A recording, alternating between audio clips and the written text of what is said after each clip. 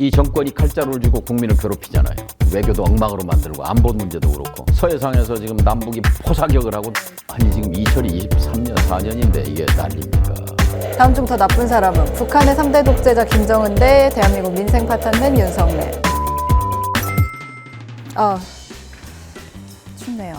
근데 오늘은 왜 여기 나와 계신 거예요? 오늘 이제 저희가 새해를 맞아서 정치킨을 좀 새롭게 다시 시작을 하면서 정동영 전 통일부 장관 오셨나?를 모시고 이야기를 좀 나눠보려고 합니다. 그런가? 안녕하세요. 네. 예, 맞습니다. 예, 안녕하세요. 김배달로스. 예. 너무 영광입니다. 감사합니다. 이렇게 직접 치킨을 받는 그러니까. 건 처음이에요. 그래도 공교롭게 딱 맞았네요. 아, 치킨 냄새 좋네요. 치킨. 정치킨. 혹시 보신 적 있으세요? 저희가 많이 들었어요. 아직 몇 회밖에 안 해가지고 불러주셔서 영광입니다. 아유, 뭐감 서는 거예요? 아니면 먹으면 안 돼요? 먹으면서 그냥 편하게. 네, 저희가 그러면은 먹으면서 바로 시작을 쉽게 뜯어먹는 이슈 토크 정치킨. 오늘은 좀 새로운 장소에서 우리 정동영 전 통일부 장관 모시고 이야기 한번 나눠보도록 하겠습니다. 아마 그 새해 처음으로 이제 정치킨 나가는 콘텐츠 오늘 오셨는데 새해는 좀 어떻게 맞으셨어요? 우선 이렇게 제가 방송 많이 나와봤지만 먹으면서 하는 방송은 처음이 너무 좋으네요. 지금 마침 또 식사 시간이어서 응? 정말 치킨 맛있네요. 치킨 많이 드시면서 천천히 이야기도 나누고 그렇게 하는 프로그램이니까 또 MBC는 친정이고 느낌이 각별합니다. 불러주셔서 정말 영광입니다. 올해 첫날 어떻게 보내셨어요? 1월 1일? 1월 1일 정신이 없이 지나갔네요. 근데 이제 저는 순창에 있었으니까 설경 보면서 뭐 조용히 마음도 좀 깨끗하게 가다듬고 저희가 본격적으로 토크 들어가면 또 못 먹을 수가 있거든요. 좀 그래. 드시다가 그렇게요. 예. 이게 또 진지한 얘기라면 예. 먹기 힘들더라고요. 저희가 오늘 준비한 치킨이 프라이드의 품격이라는 치킨이거든요. 예, 품격 있으시게 항상 말을 하시고 그래서 제가 이 치킨으로 좀 준비를 해봤습니다. 역시 맛이 품격이 있네요. 평상시에 치킨 좀 자주 드세요? 선거 때 되면 차 타고 다니면서 마땅히 먹을 것이 치킨이 딱이죠. 한 달 내내 치킨. 우리 국민들 단백질 공급에 굉장히 중요한 역할을 치킨이 하고 있고 이 정치킨 잘 잡은 것 같아요. 잘 될 것 같나요? 예, 어떻게 예. 감이? 예. 치킨이 국민의 사랑을 받는데 정치도 국민의 사랑을 받았으면 좋겠습니다.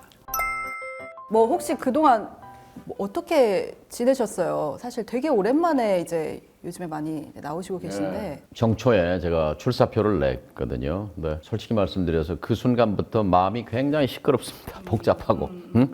그동안은 편안하게 지냈어요. 편안하게. 또 정치의 복판에 뛰어들게 되니까 또 이 정치 상황이 편하지가 않잖아요. 우리 국민들께서도 편치 않고 저도 편치 않거든요. 아무튼 개인적으로는 그렇게 행복한 새해 연초는 아닙니다. 어쨌든 뭐 싸워야 하고 새해 초가 상당히 전투 모드입니다. 그니까요. 근데 이렇게 편치 않은 정치에 예. 왜 뛰어드신 거예요? 다 사람마다 생각이 있잖아요. 이 세상에 대한 생각. 만족하는 사람은 없어요. 근데 이 세상을 좀 바꿔보고 싶다. 그 마음이 공이거든요. 아직 저한테는 그런 이제 에너지가 좀 있는 거죠. 전라북도를 좀 바꿔보고 싶다. 전주를 바꿔보고 싶다. 대한민국을 좀 바꿔보고 싶다. 그런 열정, 에너지가 있기 때문에 이제 정치를 하는 건데 개인적으로는 참 마음도 시끄럽고 아무튼 좀 복잡합니다. 기자회견 하실 때 보니까 그 윤석열 정부에 대해서 예. 백색 독재다, 연성 독재자다 이렇게 말씀하셨더라고요. 예. 쉽게 다가가는 말은 아니에요. 네. 연성 독재 뭔 말이야 정동영이가 쓰는데 근데 독재는 자기 마음대로 하는 걸 독재라고 그러잖아요. 자 총칼로 사람 죽이고 고문하고 뭐 이러는 거를 경성 독재라고 그래요. 이 경성은 총칼이지만 이 연성은 합법적인 제도를 사용해요. 그러니까 검찰 수사권, 검사들을 내세워서 수사권을 가지고 국민들을 옥죄고 압수수색하고 뭐 이렇게 한단 말이에요. 합법으로 포장은 했지만 겁을 주는 거죠. 그 이제 연성 독재이기도 하고 민주주의, 자유민주주의를 표방하지만 내용으로는 이승만 독재 같은 게 그런 거죠. 백색 독재. 박정희나 전두환은 경성 독재, 강성 독재고. 근데 지금 대한민국이 피와 땀과 눈물로 여기까지 왔는데 2024년에 우리가 이런 백색 독재, 연성 독재를 맞닥뜨리고 있다는 게 참 비극적인 거고 불운한 거죠. 예. 그렇게도 말씀하셨어요. 기자회견문에 예. 보니까 4월 총선에서 국민의힘을 100석 미만으로 떨어뜨리면 2024년 안에 윤 정권을 예. 탄핵으로 퇴출할 수 있다. 국민의 마음이 그만큼 뜨겁다고 분노의 온도가 높다라는 거죠. 쉽게 말하면 듣도 보도 못한 정권이 나타난 거란 말이죠. 근데 이 국민이 5년 동안 대통령 권력을 위임했을 때는 이런 지금 현실을 보자고 기대했던 건 아닐 거예요. 찍었던 사람들도 지금 손가락을 자르고 싶다고 하는 것이고 실제 지금 대한민국의 국익, 대한민국의 국격 심각하게 손상되고 있잖아요. 우선 경제 성장률이 주저앉았어요.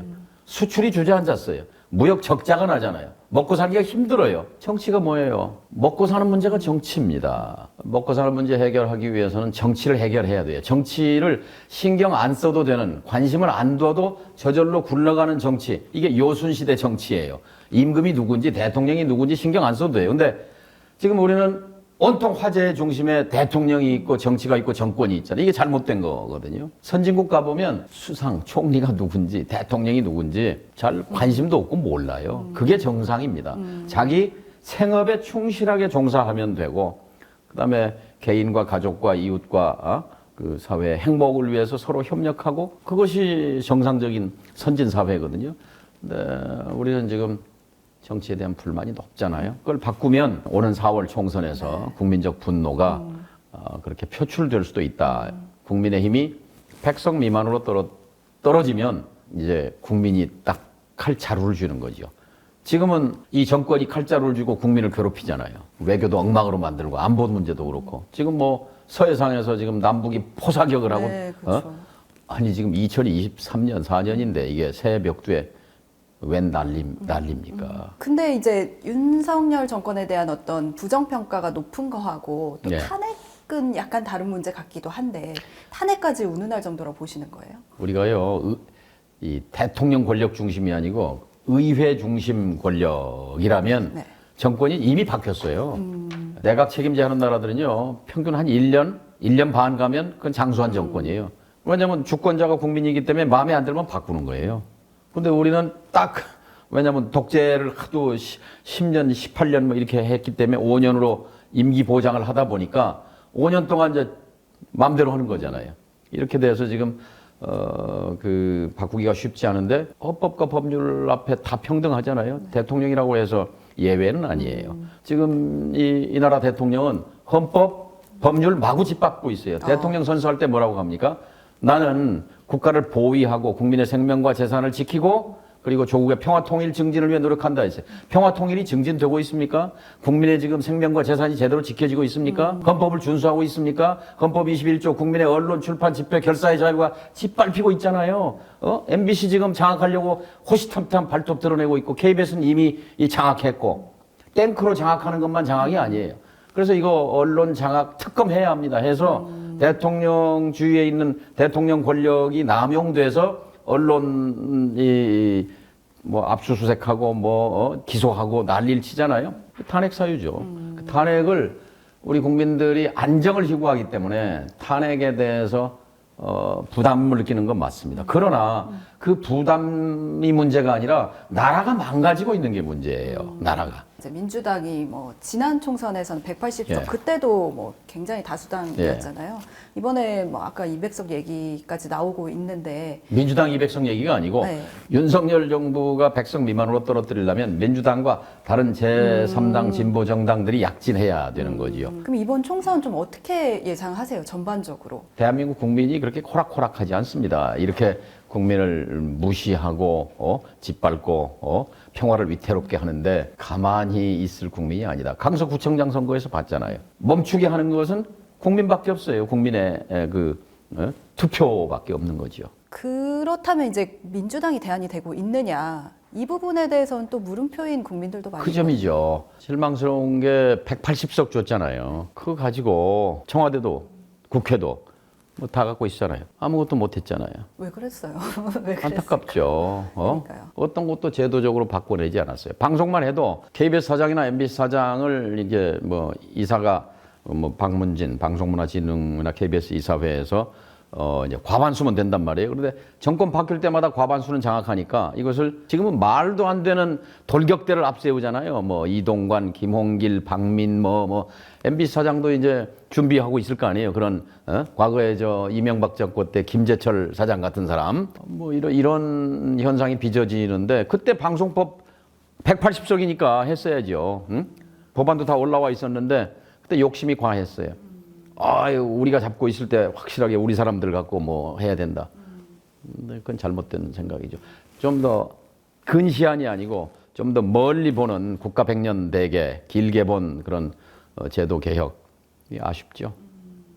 지금 현재 민주당도 그러니까 그런 부분에 대한 거를 충족하지 못하는 부분들이 있다고 보시는 그렇죠. 그래서 이제 22대 국회는 숫자도 중요하지만 품질이 더 중요합니다. 이번 총선거는요, 두 가지가 시대 정신이라고 봐요. 하나는 이 정권에 대한 심판이잖아요. 근데 심판으로 끝나면 안 되고, 자, 심판 다음에 뭐가 있어요? 대안이 필요하잖아요. 대안 형성입니다. 대안 형성은 근데 현재는 누가 봐도 민주당이 대안이 될 수밖에 없어요. 그럼 민주당이 무슨 대안이 되느냐? 구체적으로 경제팀 대안을 만들어요. 경제팀, 또 사회개혁팀, 교육개혁을 어떻게 하겠다, 노동개혁을 어떻게 하겠다, 국민연금을 어떻게 개혁하겠다, 평화체제팀, 한반도 평화팀. 정동영이가 들어가면 아마 그 기둥이 돼서 할 수 있겠죠. 의원들 전문가들 해서 민주당 정권이 되면 남북 관계는 김대중 노무현을 이어서 이렇게 가겠구나라는 그런 걸 보여줄 수 있는 거죠. 그래서 대안 형성을 확실하게 하는 것이 중요하다고 봅니다. 그러니까요. 그 정책적인 이야기들 민주당이 안 하는 건 아닌 것 같은데 그게 하여튼 전달이 안 돼요. 국민들한테. 사람으로 이제 국민들은 정치를 이해하거든요. 지금 현재 민주당의 경제 정책을 대표하는 사람이 누구누군가 안 보인단 말이에요. 9.19 군사합의 파기하고 이렇게 남북 관계도 파탄으로 몰고 갔는데 정확하게 거기에 대해서 짚고 나서서 발언하고 행동하는 면면이 보이지 않는다는 거죠. 그 이제 양당 정치에 대한 피로감 이런 것들이 국민들이 많이 갖고 계시기도 하고 그래서 이제 이런 것들에 기대서 3당 흐름이 지금 이제 나오고 있잖아요. 이런 건 좀 어떻게 보세요? 큰 틀에서는 다당제로 가는 것이 맞는데요. 지금 이준석 신당이 과연 이 국민의힘과 어떤 그 세계관의 차이, 어떤 신념의 차이, 어떤 노선의 차이가 있는지 정치 철학의 차이가 있는지 모르겠어요. 같은 뿌리에서 나왔잖아요. 또 지금 이낙연 신당 과연 무슨 새로운 대안 노선을 가지고 하는지. 정치는 신념과 노선이에요. 먹고 사는 문제를 이런 방법론을 통해서 해결하겠다고 하는 근데 그 차이가 보이지 않는 이제 그런 거죠. 근데 지금 이제 우리 국민들이 불만은 싸우는 거거든요. 적대, 대립, 대결을 넘어서서 아예 상대를 죽여 없애려고 하잖아요. 아예 상대를 인정하지 않잖아요. 야당 대표를 지금 대통령이 된 지 2년 됐는데 야당 대표를 상대하지 않지 않습니까? 비정상이거든요. 이게 뭐냐면 진영과 진영으로 갈라져 있는 이 쟁투의 정치가 문제란 말이에요. 근데 이제 그렇다면 제도가 뭐가 문제가 있는가를 들여다봐야 돼요. 제도를 바꿔주면 이 싸우는 정치도 바뀔 수가 있어요. 그런 걸 하는 나라들이 있어요. 그걸 합의제 민주주의의 정치. 예를 들면 북유럽 같은 나라들이 되게 모범적인데요. 스웨덴, 핀란드, 노르웨이, 덴마크, 독일, 네덜란드 뭐 이런 나라들이 하고 있는 거를 합의제 민주주의라고 해요. 그러니까 한 당이 정권 잡아가지고 독주하고 독식하는 것이 아니라 반대파까지를 포함해서 여러 세력이 다수 의석을 만들어서 그러려면 타협해야 되잖아요. 합의해야 되잖아요. 그런 모델. 저는 우리 국민들이 지금 대한민국의 선진화 수준으로 보면 충분히 소화해낼 수 있는 그런 시스템이라고 봅니다. 인간은요, 누구나 불완전합니다. 저도 많이 부족합니다. 그런데 부족한 정치인 한 사람을 또 정치 경험도 없는 사람을 하나 턱 왕이라고 뽑아가지고 올려서 전권을 휘둘러라. 이렇게 되는 거예요. 박근혜 정권 봤잖아요. 이명박 정권 봤잖아요. 윤석열 정권 보고 있잖아요. 이 시스템이 굉장히 위험한 시스템인 거예요. 이제 우리는 2020년대를 살고 있고 세계 200개 국가 가운데 10번째 안에 꼽히는 나라가 돼 있어요. 그럼 정치도 세계 10번째 안에 꼽히는 나라의 그런 수준의 정치를 해야 되는 거예요. 그러려면 제도도 바꿔줘야 된다는 거죠. 그 속에서 다당제와 합의제 민주주의가 길이다. 대통령 권력 분산이 답이다. 이렇게 봅니다. 일단 그 길에 가기까지는 뭐 그러니까 이 체제 하에서는 지금 어쩔 수 없다. 그러니까 그 시스템을 바꾸려면 그래서 윤석열 정권은 어쨌든 지금 5년 가려고 그러는 거잖아요. 5년만 가는 것이 아니라 그 다음 정권을 한동훈을 내세워서 또 창출하려고 하는 그런 기도가 분명하잖아요. 근데 지금 또 지옥인데 또 정권을 창출한다고요? 있을 수 없는 일입니다. 그러려면 우리 국민이 결단해야 합니다. 근데 아쉬운 게 7년 전 기회를 놓쳤어요. 2017년 문재인 정부가 촛불 정부로 등장했을 때 그때 연합 정치를 했어야 돼요. 연합 정부로 갔어요. 단독 정부로 가지 말고. 왜냐하면 박근혜 탄핵은 민주당만 갖고는 안 됐거든요. 134석밖에 안 되기 때문에 100명이 가세해 줬어요. 국민의당이라고 안철수 씨, 그 당의 38명과 한나라당에서 62명이 나와서 바른당인가를 만들면서 100명이 합쳐서 탄핵을 했단 말이에요. 그러면 그 100명과 134명이 합쳐서 234명이 연합정부를 꾸렸다면 장관 한두 개, 두세 개씩 주고 이렇게 연합정부를 이낙연 총리가 아니라 연합정부의 총리를 세웠더라면 헌법도 바꿀 수 있잖아요. 정치개혁할 수 있어요. 사회개혁할 수 있어요. 경제개혁할 수 있어요. 그 좋은 기회를 일부 386과 대통령을 중심으로 해서 우리끼리 단독정부를 구성하자. 그건 아주 치명적인 실수죠. 응? 그러니까 안타깝죠. 그때 기회를 놓친 것이죠. 지금 말씀하신 뭐 다당제라든지 뭐 내각제 이런 이야기들을 지금 이제 삼지대에 나가 계신 분들, 뭐 금태섭 양양자의 신당이라든지 이런 데서 이야기가 나오고 있거든요. 그러니까 근데 그 방안은 어떤 현실적으로 그러니까 3당을 만들어서 그 체제로 가보자라고 하는 게 현실적으로 좀 불가능하다고 보시는 거예요? 왜냐하면 뭐 국민의당 또 전에 해보시기도 했잖아요. 국민의당이 성공할 수 있었던 것은 호남의 열망, 이 쟁투의 정치를 끝내보자. 제3당 또 민주당에 대한 그 불만이 이제 최고조로 달했었으니까 그게 가능했는데 역시 거기에 정치 개혁에 대한 확실한 비전과 신념이 없었기 때문에 그 안철수 씨는 어디가 있어요? 지금 국민의힘으로 건너가 있잖아요. 배반당한 거죠. 저도 정치를 해오면서 최대 과오입니다. 저는 그분과 함께 한 것이 아니라 전라남북도 광주의 민심과 함께 한 거거든요. 민심이 제3당을 압도적으로 지지했기 때문에 근데 결과적으로 그것은 실패한 길이었습니다. 제3당은 제도 개혁과 함께 가야 합니다. 다시 이번 4월 총선에서 이 윤석열 정당을 100석 미만으로 떨어뜨린다면 헌법을 바꿀 수 있는 6공화국에서 7공화국으로 넘어갈 수 있는 그런 조건은 만들어지는 거죠. 뭐 꿈 같은 얘기지만 국민들 뭐 마음먹기에 달린 거죠. 아까 이제 신당 뭐 제3시대 신당 얘기로 조금 돌아가 보자면 이준석 신당이 뭐 이슈 면에서나 세력 면에서나 가장 좀 지금 핫한 것 같은데 어떻게 보세요? 어떻게 될 거라고 보세요? 지금 국민의힘이 현재 120석 되잖아요. 근데 거기서 20, 30석을 이준석 신당이 하고 윤석열 정당이 한 90몇 석 하면 그럼 뭐 환상적인 결과가 되는 거죠. 현재 정당 분포로 본다면 오히려 이제 보수의 분열 지금 분열됐잖아요. 그러니까 지금 이낙연 신당이 나오는 것은 굉장히 이적 행위가 되는 겁니다. 이 정권을 국민들은 심판하고자 하는데 여권이 분열됐어요. 여당 분열됐잖아요. 자기들 비상인데 야당도 이제 어쨌든 쪼개져 나가니까 지금 정권 입장에서는 쾌재를 부르겠죠. 저쪽을 돕는 거잖아요. 이낙연 신당과 이준석 신당이 좀 합쳐서 빅텐트를 이룰 수도 있다고 보세요. 잡탕 정당이 되는 거죠. 이 정치라는 건요. 민주당을 오늘 할 수 있고 내일은 국민의힘에 가서 할 수 있고 이런 정치는 이게 정상배 정치라고 해요. 그러니까 정치를 장사하듯이 장사는 이문난문 하는 겁니다. 정치는 원칙이 없으면 장사하고 똑같이 돼버려요. 근데 정치가 장사가 아니지 않습니까? 장사는 사이기에 사적인 이익을 추구하는 거 그건 좋은 거예요. 근데 정치는 사익을 추구하면 망하는 거예요. 그건 사는 버려야 돼요. 공을 추구해야 되잖아요. 공은 어디서 오느냐? 원칙에서 옵니다. 원칙은 뭐냐? 가치에서 오잖아요.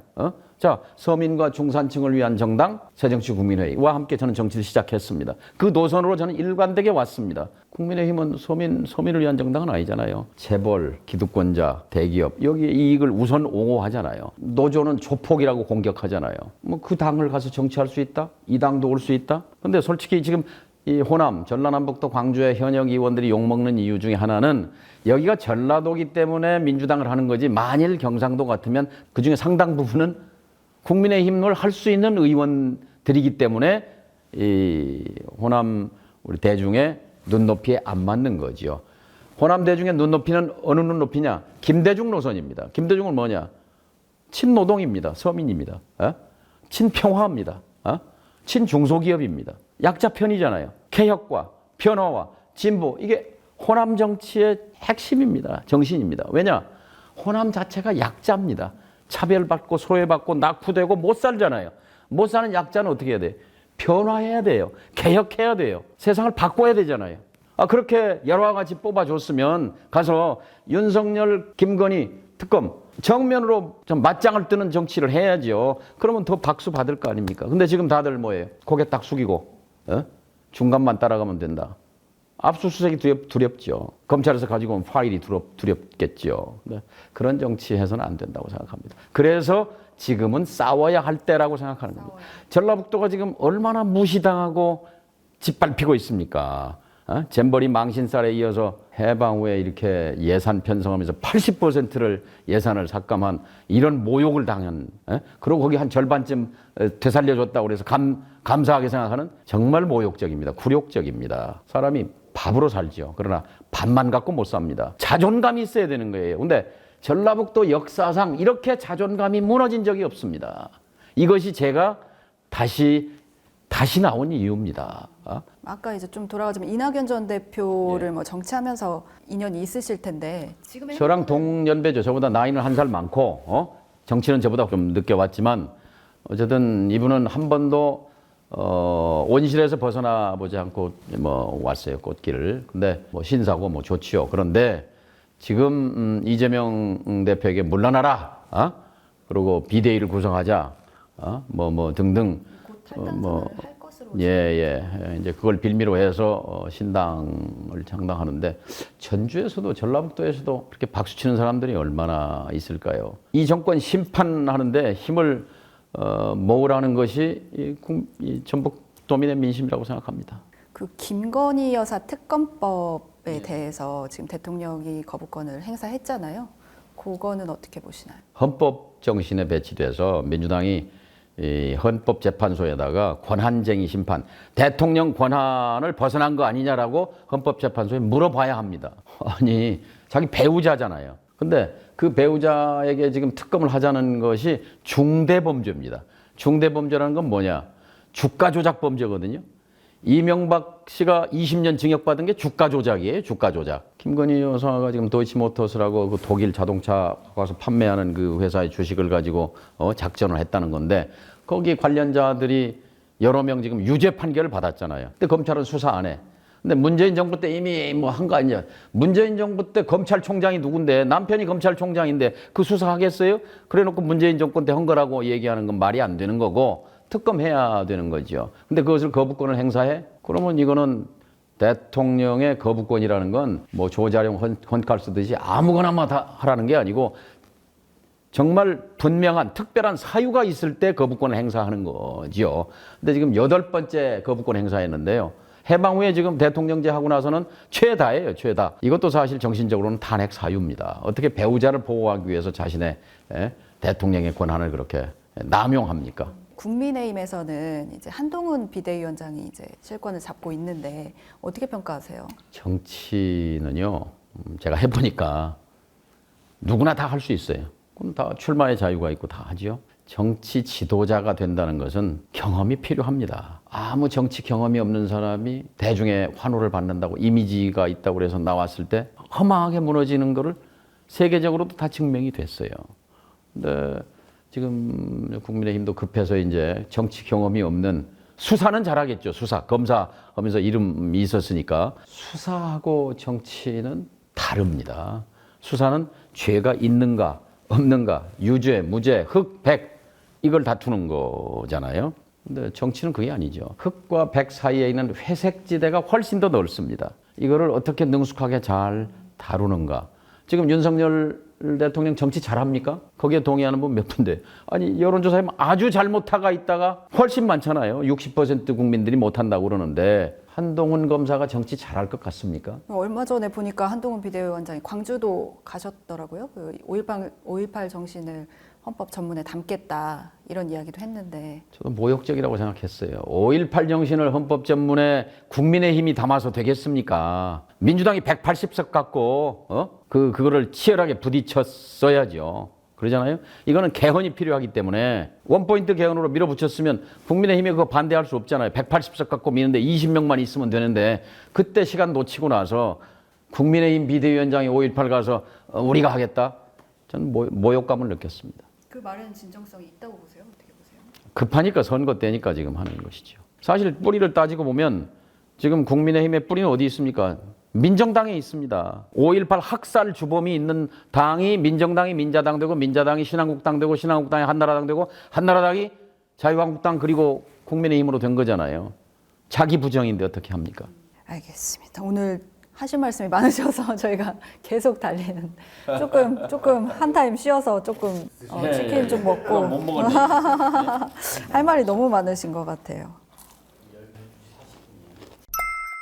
얼마 전에 한 유튜브 채널에서 장관님께서 나오셔서 하신 말씀 들어보니까 김종인 전 국민의힘 비대위원장이 이재명 찍었다 이렇게 말씀하시죠. 예, 근거가 있는 얘기예요. 그래요?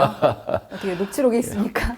저는 뭐 200%, 뭐 300% 확신하는 것이 저는 정치를 대선 떨어진 뒤에 정치를 하는 목표를 정치 개혁으로 삼았습니다. 근데 그 점에서 김종인 박사와 똑같습니다. 김종인 박사의 평생 염원이 정치 개혁입니다. 또 김 박사는 뿌리가 순창이에요. 그런가요? 할아버지가 초대 대법원장 김병로 대법원장의 손자거든요. 순창분이잖아요, 순창분. 근데 저하고는 이제 그런 뿌리가 같다는 이제 점도 있는데 저는 그분의 경제 노선, 경제 119 헌법 119조 경제 민주화 조항을 이제 위반했던 그걸 관철했던 분으로서 이제 제가 존경하는 분입니다. 근데 그분은 민주당과 국민의힘을 넘나들면서 그래도 또 그렇게 욕을 먹지 않는 이유는 그분이 사익을 위해서 그런 것이 아니라 한국 정치를 바꿔보겠다는 그 열망, 열정을 국민들이 이해하기 때문에 그런 거거든요. 지난 대선이죠. 작년, 재작년 대선 과정에서 이재명 후보와는 이제 저는 특수 관계에 있지요. 같은 식구죠, 식구. 그래서 제가 도울 일은 김종인 박사와 제가 이제 소통을 자주 하기 때문에 김종인 박사를 어떻게든 모셔와야 되겠다는 거 하고 그다음에 안철수 후보를 후보 단일화로 묶어야 되겠다. 이게 이제 제가 이재명 대표를 도운 부분이었어요.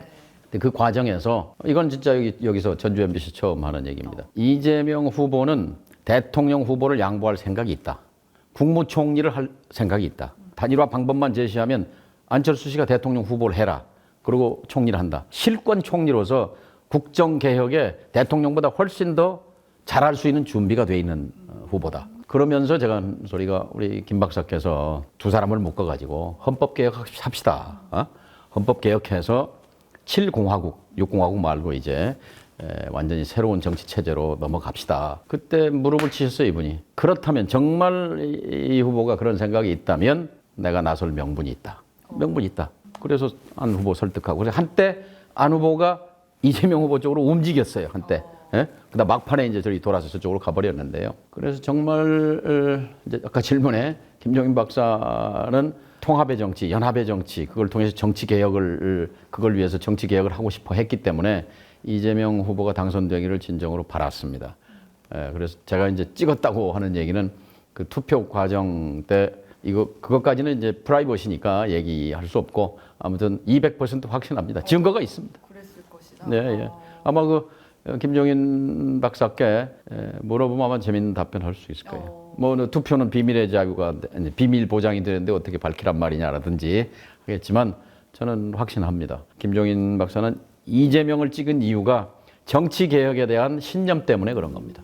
근데 윤석열 후보의 선대위원장을 하셨었잖아요. 그때는 이제 좀 팽당한 입장이었습니다. 본인이 총괄위원장을 전부를 관장하고 싶어 했는데 그게 안 됐던 상황이었죠. 이것도 새로운 뉴스입니다. 실제 김종인 박사가 안철수, 이재명을 묶기 위해서 움직였다라는 거죠.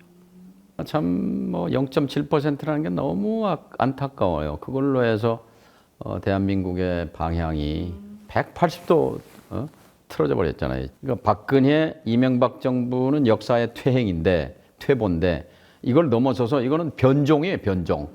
변칙 정권, 변종 정권, 돌연변이에요. 근데 또 정권 창출을 하겠다? 이건 상상조차 하기 싫은 대목입니다. 이거 혹시 뭔지 아세요? 익산농협. 이따 갈 때 이거 절반만 좀 싸갖고 가자고 찼어요. 익산농협 찹쌀떡 혹시 아세요? 들어보셨어요? 익산농협. 이게 그 익산농협에서 그 저희 지역 쌀과 뭐 재료로 만든 건데 오픈런 할 정도로 되게 인기가 많거든요. 이른 아침 익산농협 하나로버터 앞의 모습입니다. 아 맛있네요.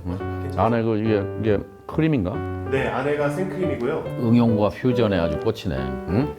그래서 이거를 전북 대표 먹거리로 만들어 보자. 그 한옥마을 초코파이처럼 좋네요. 이렇게 하시는 거 성공할 같더라고요. 것 같은데? 네.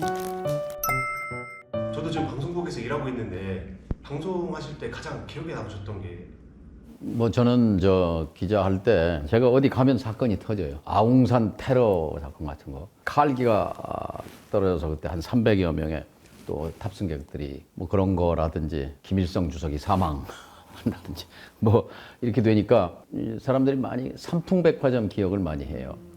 강남에 있는 호화백화점이 그냥 무너져 버렸어요. 저를 현장으로 가라고 이제 저를 투입한 거죠. 그래서 그 생각이 제일 먼저 들었어요. 이 잔해 더미 아래 사람이 깔려 있을 수 있다. 저 사람이 지금 어떤 심정이냐. 그런 심정으로 방송을 했습니다. 그 사람의 얼마나 간절하게 지금 많은 사람이 그때 500명이 죽었거든요. 500명이 사망했는데 그 속에 또 수십 명이 살아났어요. 또 나중에. 근데 그 속에 분명히 아직 살아서 숨쉬고 있는 사람이 있을 터인데 그 사람이 지금 어떤 심정이겠는가 하는 그 생각으로 방송을 했어요. 그게 시청자들에게 이 감정이입이라고 할까요? 소통이 됐던 것 같아서 그걸 많이 기억들 하시는 것 같더라고요. 그리고 저희가 그걸 여쭤봐야 돼요. 저희가 꼭 여쭤봐야 되는 게 있는데 최근에 뭐 기자회견도 하시고 저희가 그러면 생중계하고 이러면 댓글들이 굉장히 많이 달렸어요. 관심도가 높은데 노욕을 버려라. 출마하시는 이유가 진짜 궁금하고 전주 지역구를 위해 무엇을 하실 건지 궁금하다. 젊고 유능한 의원들이 일하게 제발 노욕을 멈춰라. 뭐 한 거 있다고 또 나오고 싶나. 이런 험지나 사지로 출마하실 생각은 없나요? 이런 댓글도 꽤 있거든요. 어떻게 생각하세요? 예. 쓴소리 잘 들어야죠. 사실 쓴소리 듣기는 이제 마음이 편하진 않지만 그러나 이걸 외면해서는 안 된다고 봅니다. 최근에 골든걸스라고 들어보셨어요? 골든걸스요? 예.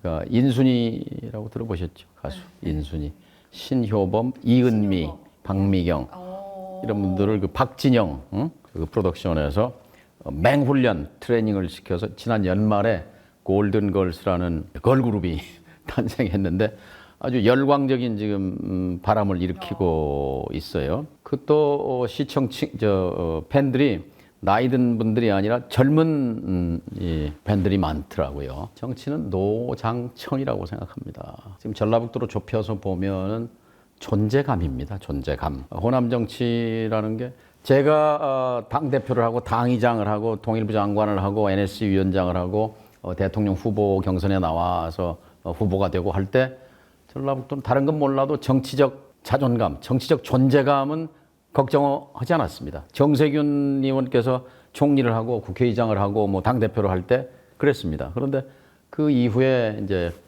이 공백기가 있죠. 골든걸스처럼 정치에도 10대, 20대 정치인도 있어야 되지만 경험과 검증된 역량을 가진 정치인도 필요하다. 그리고 저는 팀장을 해보고 싶어요. 무슨 마지막 봉사로서 이 전라북도가 약자잖아요. 약체예요. 경제적으로 또 인구로 정치적으로 존재감이 없는데 약자는 뭉쳐야 힘이 나오는 거거든요. 근데 현재는 뭉치는 힘이 없어요. 그건 역시 뭉치려면 이 팀장이 있어야 되거든요. 전북 정치 축구팀의 주장 또는 팀장을 해보고 싶다. 팀장.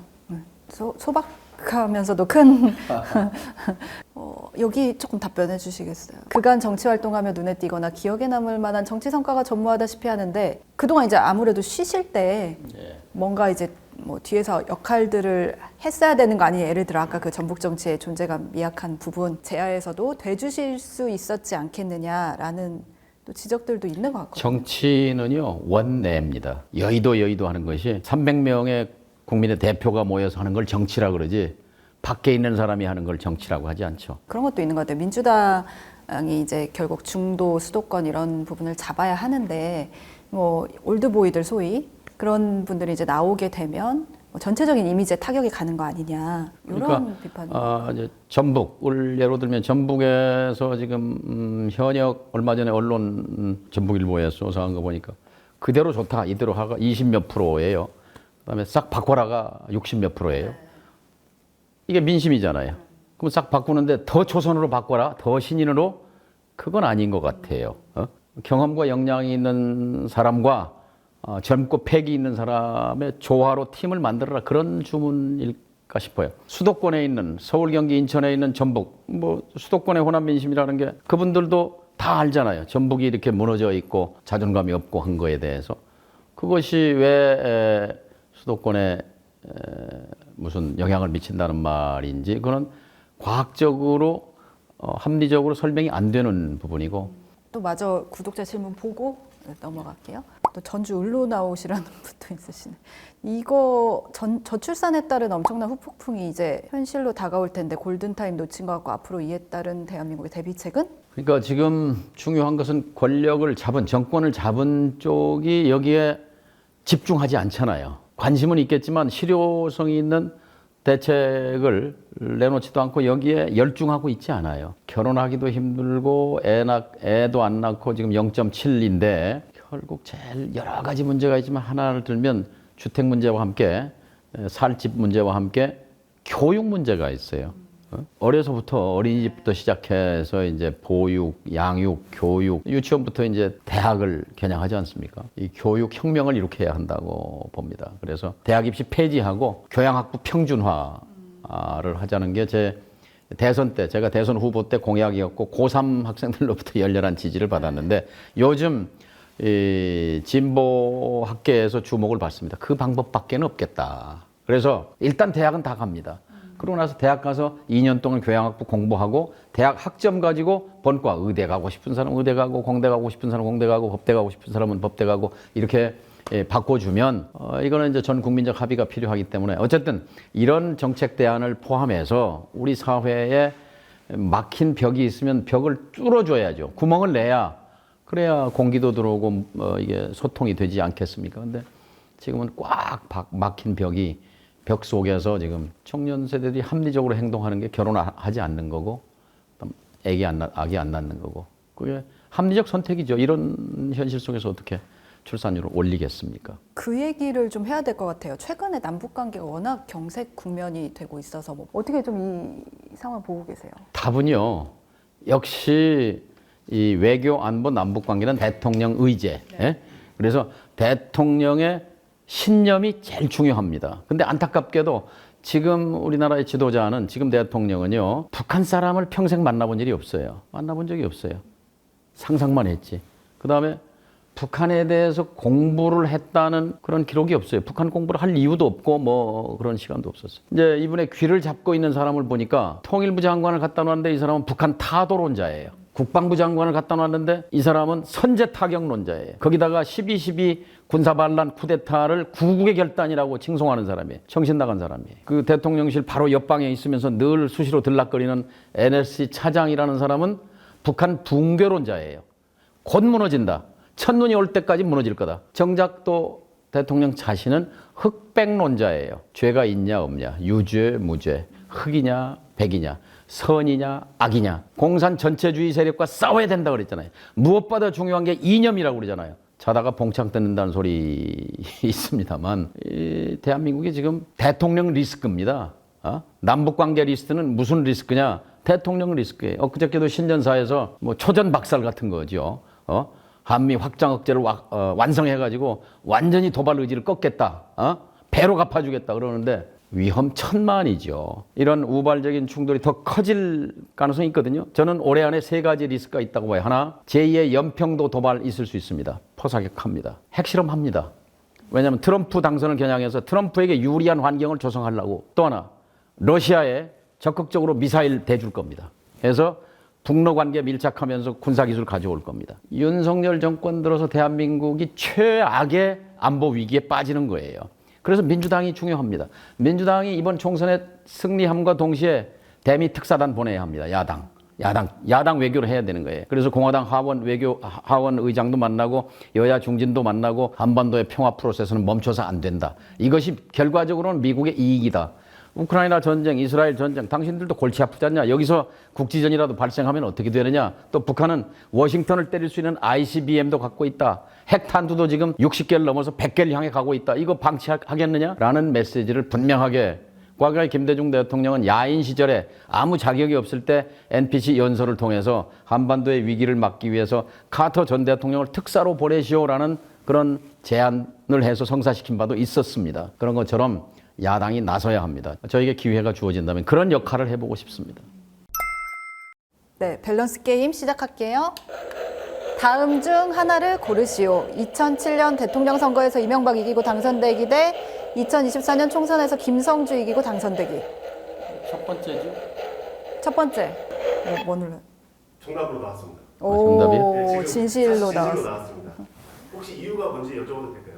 그렇게 됐으면 한반도의 운명이 바뀌었죠. 한반도는 이런 핵실험하고 이런 국면이 아니고 남북 국가 연합 시대로 진입했을 것이라고 봅니다. 개성공단은 1개에서 2개, 3개, 10개까지 갔으리라고 생각합니다. 북한은 베트남의 길을 가고 있을 것이고 우리는 전주역에서 기차 타고 평양역 거쳐서 두만강, 압록강을 거쳐서 베를린, 파리, 런던으로 가고 있을 것입니다. 그런 세상을 만들지 못한 것이 저의 한이입니다.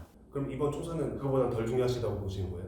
그렇죠. 저는 총선은 이기면 좋겠지만 그게 저의 지상 목표는 아닙니다. 다음 중 더 나쁜 사람은 북한의 3대 독재자 김정은 대 대한민국 민생 파탄낸 윤석열. 어쨌든 북한의 지금 체제는 보편적인 체제가 아닙니다.